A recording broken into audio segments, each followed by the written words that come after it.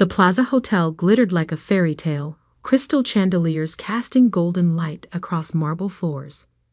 I adjusted my emerald silk dress, purchased specifically for today, my sister Olivia's wedding, and checked my reflection in a gilded mirror. The doorman had given me an odd look when I arrived, as if questioning whether I belonged in such an opulent setting. If he only knew. My phone buzzed with a text from Mom. "Where are you?" "The ceremony starts in an hour." I took a deep breath and headed toward the grand ballroom, the gift in my hand. A small, wrapped box felt heavier than its actual weight. Inside was a key, but not just any key.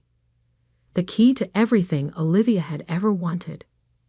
Growing up, Olivia had always been the star, the perfect daughter, the stunning beauty, the social butterfly.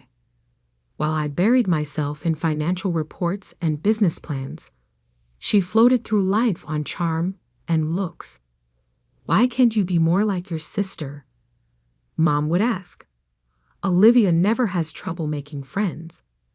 Now, at 28, Olivia was marrying Bradley Thompson IEV, heir to the Thompson Hotel Group.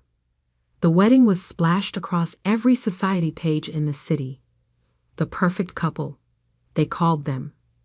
The merger of old money and new beauty. If they only knew. The bridal suite door was cracked open as I approached. Inside, I could hear Olivia's voice, sharp with command. "No, no, no. The flowers are all wrong. Do you know how much we're paying for this?" "Fix it." I knocked softly. The door swung open to reveal my mother, her face tight with stress, despite perfect makeup.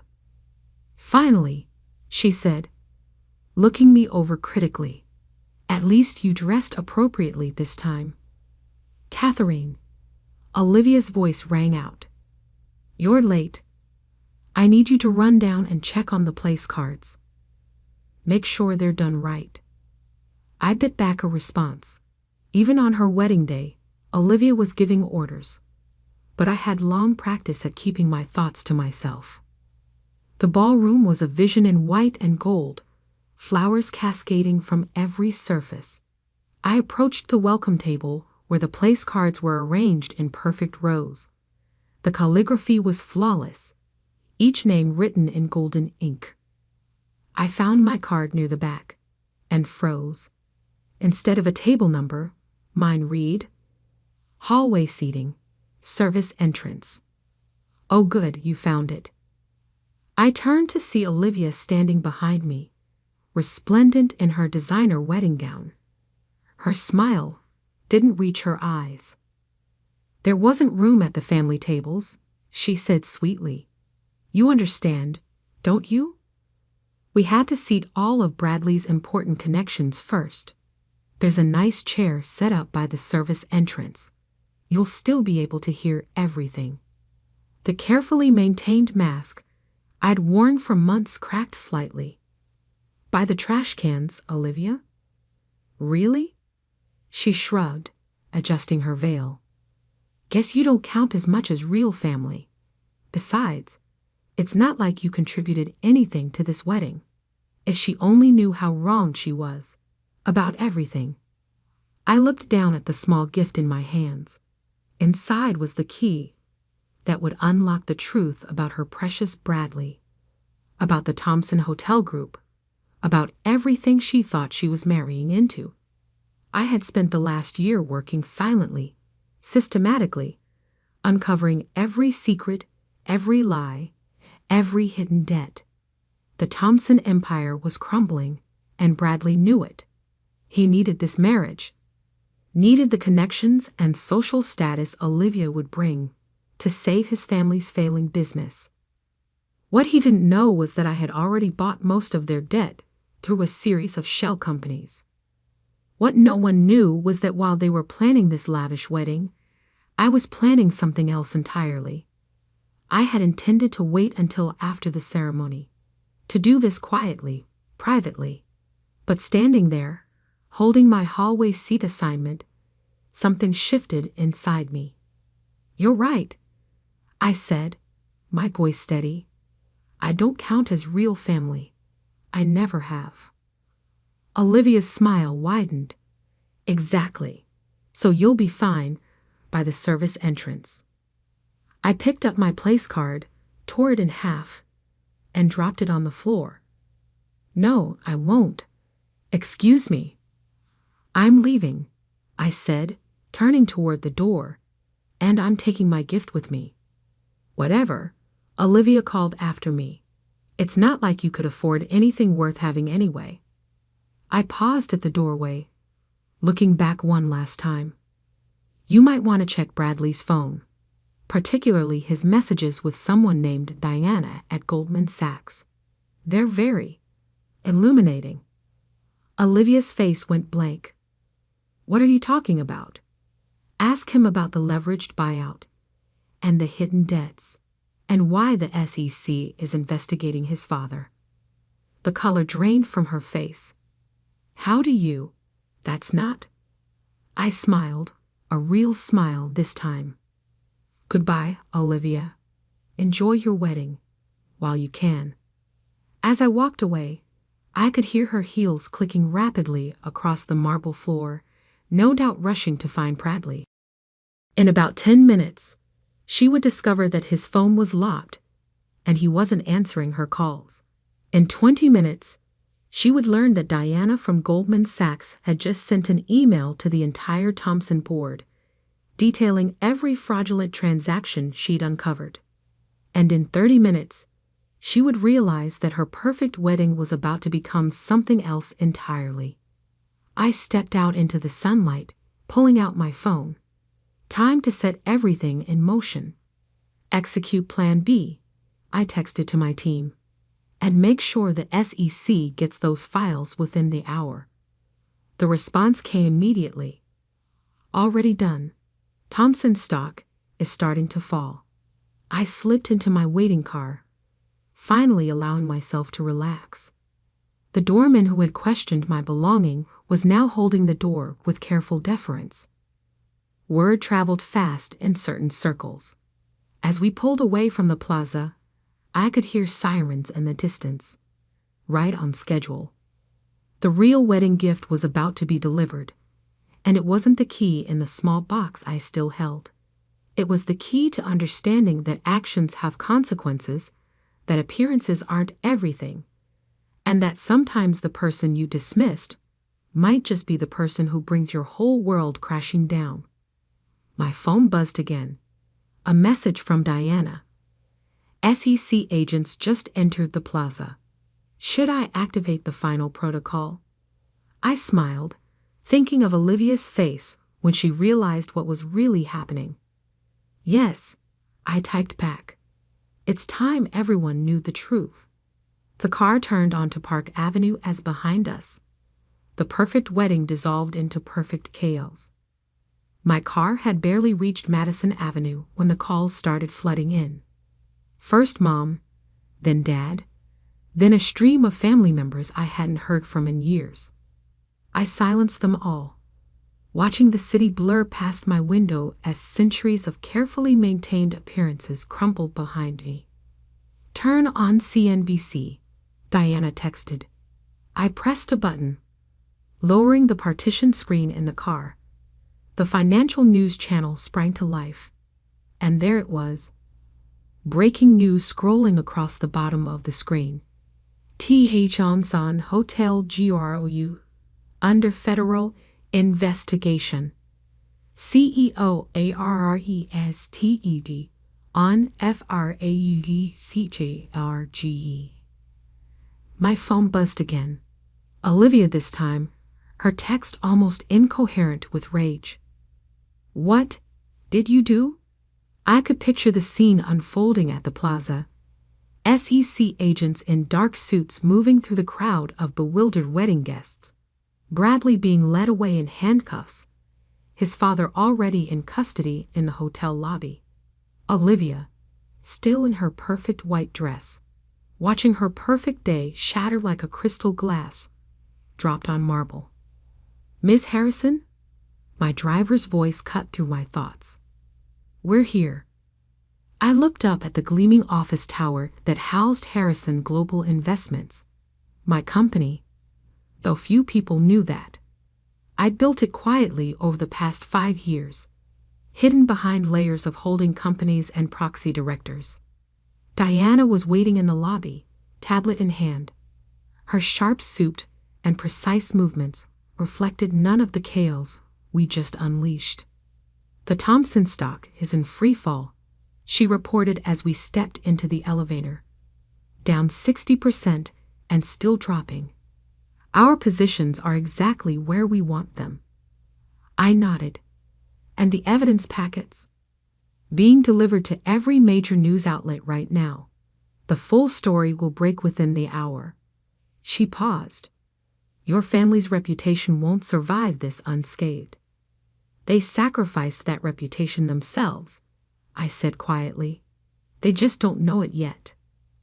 My office occupied the top floor, its floor-to-ceiling windows offering a panoramic view of the city. I deliberately kept the space minimal. No family photos, no personal touches, nothing to suggest who really ran one of the city's most powerful investment firms. Pull up the security feed, I instructed Diana. Multiple screens lit up, showing different angles of the Plaza Hotel. The chaos was spreading. Police cars lined the street. Reporters were arriving in waves, their cameras flashing like strobe lights. And there, in the middle of it all, was my sister. Olivia's perfect composure had cracked. Her veil was askew, mascara tracking down her cheeks as she screamed at anyone who would listen. Mom stood beside her, face ashen, while Dad argued with what appeared to be federal agents. Your sister's trying to call again, Diana noted. This time, I answered. How could you? Olivia's voice was shrill, hysterical. Wow, you've ruined everything. No, Olivia, I replied calmly. I just exposed the truth. Bradley's family has been running a Ponzi scheme through their hotels for years. They were using your wedding, your connections, to bring in new investors before everything collapsed. You're lying. Bradley loves me. Bradley loves your social status and your father's contact list. Check your phone. I just sent you proof. Every fraudulent transaction, every hidden account, every lie, he told you. There was a long pause as she presumably looked at the documents. But how did you?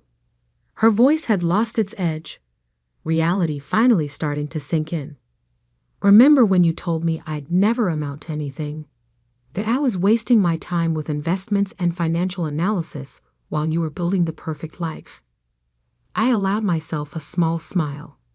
It turns out all that boring work gave me exactly what I needed to see through Bradley's facade. The SEC, she whispered. That was you. I've owned most of Thompson's debt for months. I knew everything, Olivia. Every scheme, every fraud, every secret meeting Bradley had with his mistress while planning your wedding. Mistress? Her voice cracked. Diana isn't just from Goldman Sachs. She's been working for me, gathering evidence, recording every conversation, including the ones where Bradley laughed about how your wedding would save his family's empire. A choked sob came through the phone. Why? She managed finally. Why today? Why not tell me before? Would you have believed me? Or would you have run straight to Bradley, warning him, letting him hide the evidence? I paused. And as for why today? Well, you made it clear I didn't count as family. So I stopped acting like family. Through the security feed, I watched my sister crumple onto a gilt chair, her perfect wedding dress pooling around her like broken dreams. What happens now? She whispered. Now, the Thompson empire falls. Bradley and his father go to prison. And you get to experience what it feels like to be the one nobody wants to associate with. You've destroyed us, she said, but the fight had gone out of her voice. No, Olivia. You destroyed yourselves. I just decided to stop protecting you from the consequences. I ended the call, turning to Diana. Start the next phase. She nodded, fingers flying over her tablet. Within minutes, news alerts began popping up on my screens. Harrison Global Investments announcing the acquisition of key Thompson properties at fire sale prices. Our company stepping in to stabilize the situation and protect jobs. My phone buzzed again. Dad this time. His message was different from the others. We need to talk. I know what you've built. I stared at the message for a long moment. Of course he knew. Dad hadn't built his own business empire by being stupid. He must have figured it out. Perhaps even suspected what was coming. Diana, I said quietly, get me everything we have on Harrison Industries. She looked up, startled.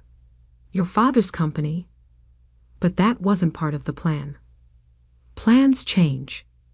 I turned to look out over the city. It's time for phase 2. Because destroying Bradley Thompson wasn't the end game. It was just the beginning. And my family was about to learn that the daughter they dismissed had become something far more dangerous than they could have imagined. A woman with nothing left to lose and everything to prove. The sun had set over Manhattan by the time my father arrived at Harrison Global's offices. The city lights sparkled below like scattered diamonds, a fitting backdrop for what was about to unfold. Impressive, he said, stepping into my office. His bow tie was undone, hanging loose around his neck, the only sign that today's events had affected him. Though you might have chosen a less dramatic way to reveal yourself. I gestured to the chair across from my desk. Would you have listened to any other approach? He sat, his movements measured. This was Thomas Harrison, the titan of industry, not the father who had overlooked me for decades. How long have you been planning this? Which part? I turned my monitor so he could see the financial data scrolling across it. Taking down the Thompsons? Building Harrison Global? Or proving that your least favorite daughter might actually understand business? Catherine. His voice carried a warning note, the same tone he'd used when I was young and dared to challenge him. It didn't work anymore. 5 years, I said, since the day you told me I didn't have what it takes to run Harrison Industries. Remember? Business requires instinct, Catherine, not just books and spreadsheets. He had the grace to wince. I was trying to protect you. No, I corrected. You were protecting Olivia. Everything was always about protecting Olivia. Her feelings, her future, her fantasies about marrying into the perfect family. Diana appeared in the doorway, tablet in hand. The final numbers are in. Thompson Hotel Group has filed for bankruptcy. Our acquisition of their prime properties is proceeding as planned. Thank you, Diana. I watched my father's face as the implications sank in. Oh, and could you pull up the Harrison Industries portfolio analysis? His head snapped up. What? Diana's fingers moved across her tablet, and new data filled my screens. Harrison Industries' complete financial history. Every transaction, every acquisition, every hidden deal. You didn't think I was only investigating the Thompsons, did you? I kept my voice gentle. I learned from you, Dad. Always look at the bigger picture. Catherine, he started, but I held up my hand. 3 years ago, you started moving assets into offshore accounts. 2 years ago, you began liquidating major holdings through shell companies. Last year, you accelerated both processes. I met his eyes. You're in trouble. The mask of corporate confidence cracked slightly. You don't understand. I understand perfectly. Harrison Industries is overleveraged. The market shift you bet against happened anyway. Now you're hemorrhaging cash and looking for a way out. I leaned forward. That's why you pushed so hard for Olivia to marry Bradley. You needed the Thompson connection to prop up your empire. He stood abruptly, pacing to the window. How did you find out? The same way I built this company, by paying attention to details everyone else ignored. I pressed a button on my desk, and more data filled the screens. Would you like to see what else I know? His shoulders slumped slightly. What do you want? Sit down, Dad. I waited until he did. I'm offering you a choice. Diana handed him a folder containing 2 documents. He opened it slowly, reading with the careful attention that had made him successful. A merger? He looked up sharply. You want to acquire Harrison Industries. Option 1. Harrison Global acquires your company at fair market value. You retain a position on the board, your employees keep their jobs, and the Harrison name stays intact. I paused. Option 2. I release everything I found to the SEC, and you face the same fate as Bradley Thompson's father. You wouldn't. I just destroyed my sister's wedding and had her fiancé arrested. Do you really want to test me? He stared at the documents for a long moment. And your mother, Olivia, will be taken care of. The merger agreement includes provisions for both of them. I softened my tone slightly. I'm not cruel, Dad. I just wanted you to see me. Really see me. I see you now, he said quietly. God help me, I see you. He picked up the pen Diana had placed before him, then paused. The timing of all this, Bradley, the wedding, this offer, you planned it this way, didn't you? I smiled. Like you said, business requires instinct. He signed. As Diana whisked the papers away for processing, my father remained seated, looking somehow both older and more alert than I'd ever seen him. What happens now? He asked. Now, you go home to Mom. Help her understand that her world hasn't ended, it's just change. Help Olivia realize that there's more to life than appearances. I stood. And tomorrow you come back here, and we begin the process of saving everything you built. And you. For the first time, there was genuine curiosity in his voice. What do you get out of this? Besides control of one of the largest private investment firms in the city? I walked to the window, looking out at the empire I'd built while everyone was watching Olivia. I get the satisfaction of knowing that the daughter you underestimated now holds the key to your survival. He joined me at the window. I was wrong about you. Yes, I agreed. You were. As if on cue, my phone buzzed with a news alert.